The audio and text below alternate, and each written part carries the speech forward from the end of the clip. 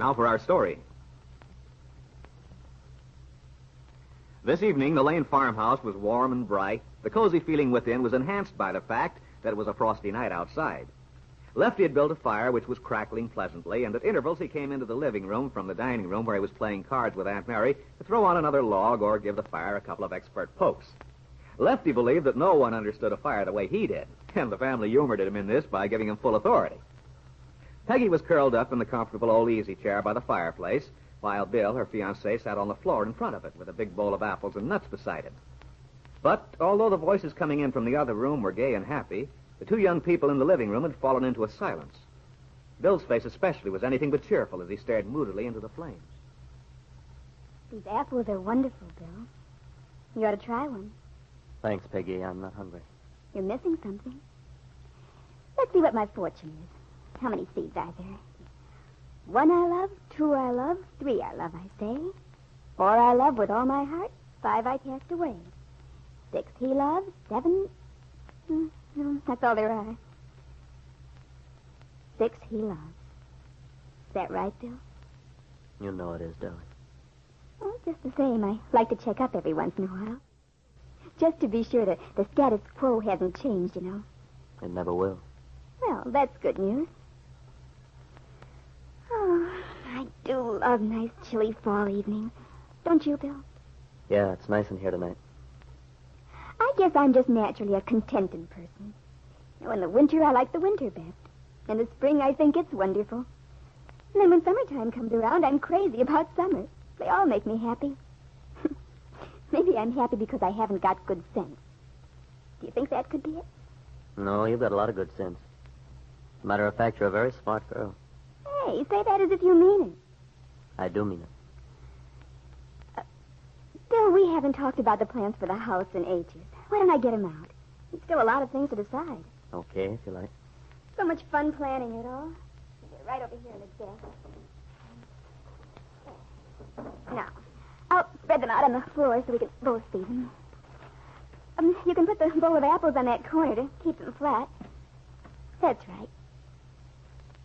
Oh, Bill, look at it. Just think. Our own home. Yeah.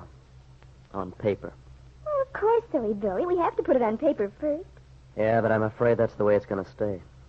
Just a lot of neat lines on some drawing paper. Why, Bill, that's a foolish way to talk. You know, we'll be able to start building before very long. Bill, dear, what's got into you? I've been trying all evening to cheer you up, but you don't give me any help at all. Oh, I'm sorry, darling. But what's the matter? Well, this talk about making plans, building towards the future. I find it tough to kid myself, that's all. You're thinking about Carl and Mario. Yeah. Thought you were. Bill, you mustn't let that affect you so. I can't help it. But you've got to, Bill. My goodness, I feel just as sorry about what happened as you do. But that's no reason for letting it make us moody. As a matter of fact, it's all the more important for us to be happy so that we can help Carla get back on her feet, help her get well. Well, that makes awfully good sense, Peggy. But it doesn't alter the most important fact, regardless of how we try to kid ourselves. Alter what fact? What do you mean? Well, no matter how we pretend, we can't get around it, darling. What happened over there at the Discaries is our concern. Well, that is, it's mine. So, in a way, that makes it yours, too. You mean because Sheriff Goodwin asked you a few questions? I don't see why that proves you're involved, Bill. You were the one who happened to find Carla, so naturally he had to question you. No. No, there's a lot more to it than that, Peg. But the sheriff doesn't really believe you were the one who struck Carla. Or that you had anything to do with Mario's disappearing. Well, I'm sure he doesn't. He couldn't. Well, the way he questioned me makes me wonder. And even if he were that foolish, why, the minute Carla recovers consciousness, she'll tell him what happened over there, and he'll know the truth. Besides, maybe Mario will come back tomorrow, and he'll help clear it all up. Yeah, I've been hoping he'd show up all day. You know, he's the kind of guy whose temper would have to run its course. But once he'd gotten it out of his system, he'd be just as calm and reasonable as anything. I know. What do you think has happened to him? Well, I figured that after he blew up and had the fight with Carla, he probably beat it and started walking. Maybe he didn't even realize where he was going. A man as mad as he must have been could walk for 15 to 20 miles without even knowing it. And then, when he came to and thought over what had happened, well, he'd maybe turn around and start for home. Mm-hmm.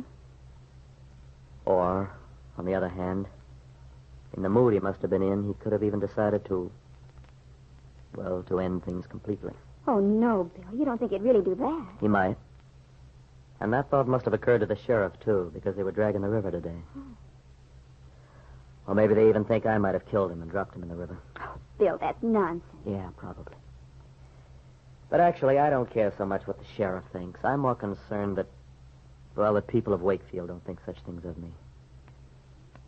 Bill, are you upset just because that little Billy said those things to you yesterday? Why, heaven knows what his mother actually told him. I'm sure she didn't tell him to stay away from you. He probably got it mixed up. I wish that was so. But Billy's a smart youngster, Peggy. He knew what he was talking about. Well, even so, that's just one family. Yeah, but I have a feeling everyone in town feels the same way. You know, I see a lot of people during the day. There at the bank and when I go to lunch. And believe me, Peggy, I'm not imagining things. There was a definite chill in the air today wherever I went. Well, Bill, I'm not denying that people like to gossip, but I do think you're exaggerating the importance of it. Look, darling, we might as well face the truth right here and now. Most of the people in this town believe that I've been carrying on some kind of flirtation, or whatever you want to call it, with Carla Descari. Well, the people who think that are silly and not worth bothering about. Yeah, I know. But the thing that burns me up is what it does to you. Do you think I like people believing I two-time you? When you're the only person in the whole world who matters to me? I know, Bill. And since I am the person who matters to you, let them think what they like. But, try as she might, Peggy was unable to convince him. And finally, Bill left, still feeling helpless and depressed. A few minutes after the front door had closed on the unhappy young man, Aunt Mary came in from the dining room. Why, Peggy, what happened to Bill? Oh, he went home, Aunt Mary. He was feeling awfully low. Poor boy. This thing with Carla and Mario is mighty upsetting. Especially since Bill was trying so hard to get Mario to think straight. Yeah. And nothing I say to reassure him seems to do any good. He's got an idea that he's bad luck so far as I'm concerned. But that's ridiculous. I know it is. And he's also upset because of what people will think. Well, dear, Dr. Lewis says Carla will be all right. She's not going to have any serious effects. So don't you worry, dear. As soon as she's able to tell what happened to her, Bill's name will be cleared. I know, Aunt Mary. But you see, Bill isn't worried that people will think he's the one who hurt Carla. He's afraid that that people believe all that other business. I mean, that he and Carla were deceiving Mario. Me too, of course.